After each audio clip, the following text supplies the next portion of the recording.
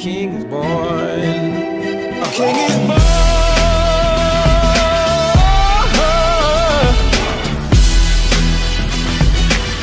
Oh yeah.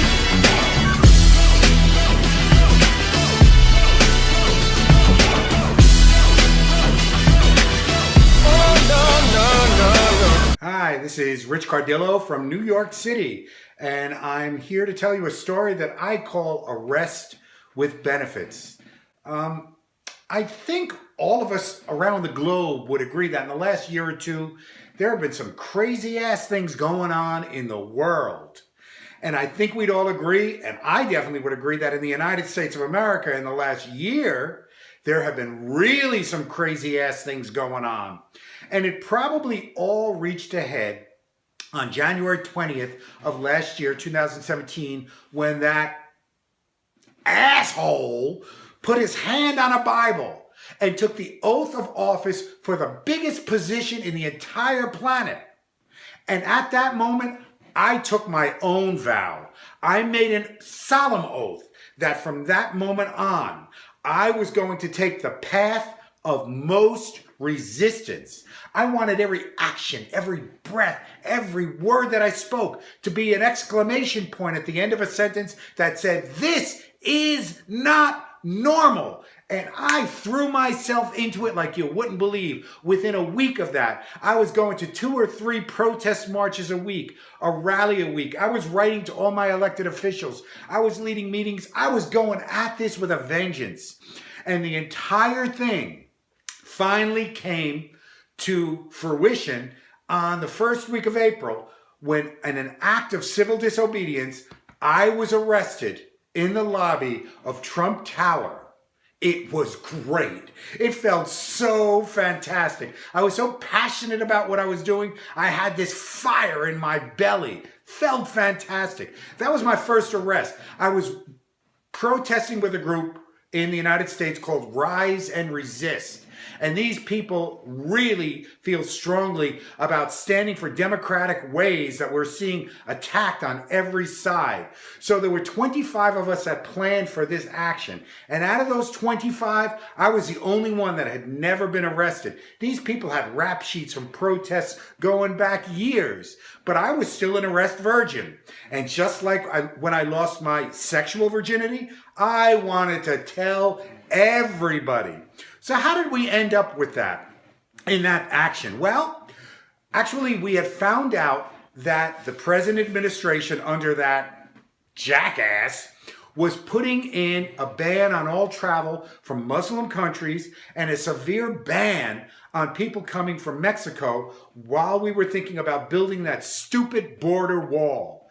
So we made this decision to prepare and to go in there. We went in on a particular day, all 25 of us, undercover, with our Make America Great hats on, looking like tourists, taking pictures, and we waited for a signal. And the signal came, and on that signal, we started screaming and throwing out flyers. One of my jobs was to hang a banner that said "No raids." And then we started chanting, "No ban, no raids, no walls." And we were just going at it. People did not know what to expect. Within minutes, the media was there.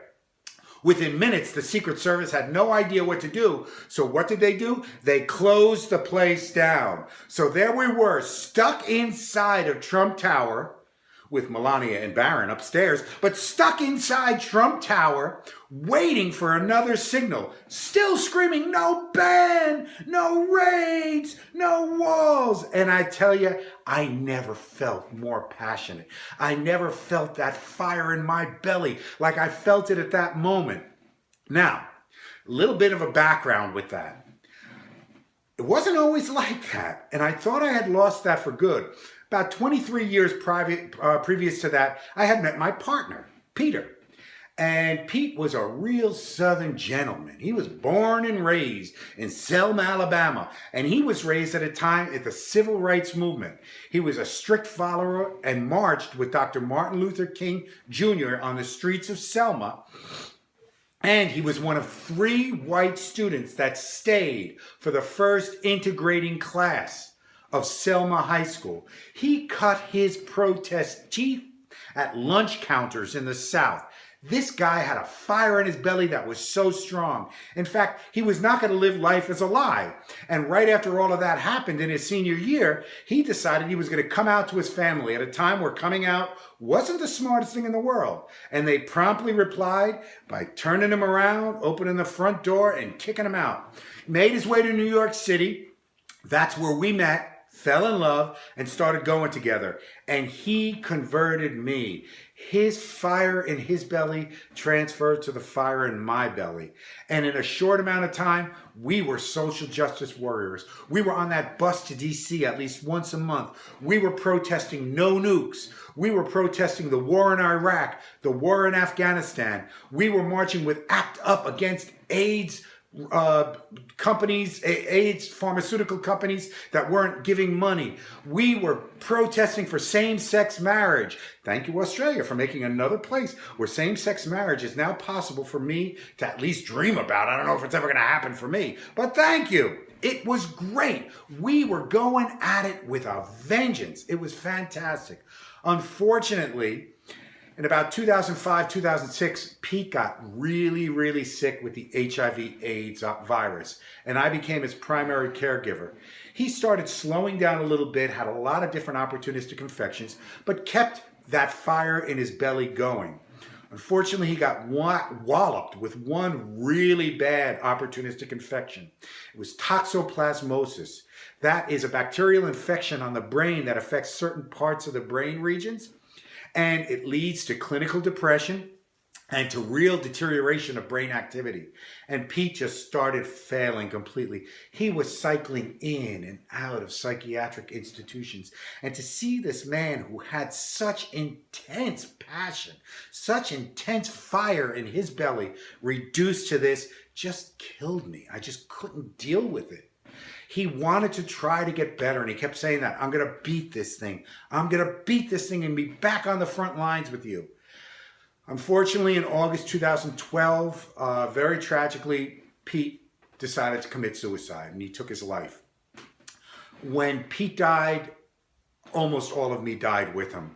I just hibernated after that. I lost any passion for living. I stopped working. I stopped socializing with friends. I didn't want to do anything, and I just collapsed. And I wanted to envelop myself just in my grief. About a year after that, my family and friends were riding me real hard. Richard, you have got to get back into the land of the living. You've got to try to get out there and meet people. Why don't you go online? Why don't you try online dating? I was in my late 50s by that point. What do I know about online anything? But more than anything, I'm a people pleaser. So I figured, what the fuck? Try this out. I went on one night onto my laptop, and within one night, I had written a profile and put up pictures on all the gay dating apps at once. I was on OkCupid. I was on Grindr. I was on Scruff. I went on Tinder. I even went on Squirt. Oh, Squirt. And I wrote profiles and just waited. And sure enough, within a week, somebody responded to one of my ads. Figured, okay, meet the guy. We wanted to meet for dinner, and then we went out to a bar. And while we're having a drink at a bar, the guy says to me, listen, I want to be honest with you right from the get-go. I am really into BDSM and role-playing, and you should know that right from the beginning. And I said, listen, I want to be honest with you right from the very beginning. I don't even know what BDSM stands for, much less role-playing, so this ain't going to work out. And he said, no, I'll teach you. I'll teach you. And I figured, well, go with this, Richard.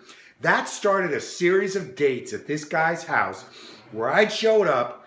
The first thing he'd do is pat me down, strip search me, talk really nasty to me, and we'd role play. We were playing cops and robbers for adults. Well, with orgasms thrown in, but we were playing cops and robbers for adults. He'd strip me, he'd tie me to the bed, he'd put my hands behind my back, he was doing cavity probes, he loved screaming, up against the wall, you're under arrest. And I'm getting into this. It really felt good. Now, it didn't work out with him, obviously. It did not work out. But I started getting this passion and this excitement back in my 50s and saying, this is great. This is fantastic. I could live again. And I started slowly but surely coming back to get a fire in my belly for life. And that's what led me in April of 2017 to the lobby of Trump Tower screaming, no ban, no raids, no walls. And again, like I said, we were on the ground. They did not know what to do with us. The Secret Service said, just stay put. The special forces of the New York Police Department are coming together to get you now. The NYPD were trying to scramble to get enough paddy wagons to take all 25 of us to precincts so that they could put us in cells and process us on all of this civil disobedience stuff. So we stayed put. Sure enough, they show up. There's this line of cops right in front of me. And I'm looking at them all, a little scared, but really feeling passionate. And I'm looking, and my eye catches one cop who is so handsome, really hot. And I'm like, oh, you could arrest me anytime. Sure enough, he's the one that comes up to me. So I'm kneeling down on the ground screaming. He stops me and he puts his hand on my shoulder. He says, excuse me, sir, I'm going to have to place you under arrest. And that was the trigger I needed to think of my past events in the last few years. And I let out a whimper. Oh, he said, are you okay? I said, oh, yes, I'm fine. Go do what you gotta do. Put my hands behind my back. He took out that zip tie, and he handcuffed me behind my back. He stood me up. He said, I'm gonna have to reach in your front pocket to get out your identification. Do you have anything dangerous or explosive that might put me at risk? And I said, you know something? You wait another couple of minutes and you're going to find something very dangerous, explosive in that front pocket. But he went in and he got it. He also checked my back pockets and he was rubbing. And I'm getting so turned on. And there's part of me that's saying, Richard, stop it. You're here for the immigrants. You're here for the refugees. Cut this out. But it just was so hot. It was great. They finally lined us all up. And they put us into many different paddy wagons and take us into one precinct in downtown Manhattan on the Lower East Side. They put us into big cells. The women, there were 19 women and 6 men. Why more women? Because don't we know by now that women are going to be the ones that turn this whole thing around. They put us into cells and they said, now wait for the processing. It's going to take at least a day. So we were patient. We were waiting for the processing. No problem. I'm sitting on that floor because it was so crowded, there was no bench space for me, and I'm listening in to the women from their cell, and they're yelling, and they're chanting, and they're singing, and they're laughing. And I thought, that's what I need. And that's what I have in my life now. That fire in your belly is back, Richard. Your fire in your belly is back. And that's when I realized, you're doing this, Richard, for the immigrants, for the refugees, and Pete, I'm also doing it for you. And it felt great. I'm sitting next to this open, festering toilet that just stunk. And the only thing I could think of is, when was the last time you felt this much passion? It's also then that I realized that all these different parts of my life didn't have a way to synthesize and come together. And I'm thinking, Richard, it's okay to be that much of a social justice warrior. And it's okay to make that much noise and scream and yell. And it's okay to be that sex positive in your late 50s and be adventurous. It ain't too cool to try to juggle those 3 goddamn things at the same time. But I felt passionate and I had that fire in the belly. We finally get out the next morning. Walking home, I had no cell phone. I kept everything at home because I didn't want to confiscate it. So when I finally get home, I checked all of my online status stuff and I realized that there was this picture of me that went viral. It was this picture of me that an Associated Press photographer took of me being handcuffed and led out into the paddy wagon by that really handsome Special Forces New York Police Department cop. It was great. So I looked at this picture And I said, that's it. That's the synthesizing factor in your life.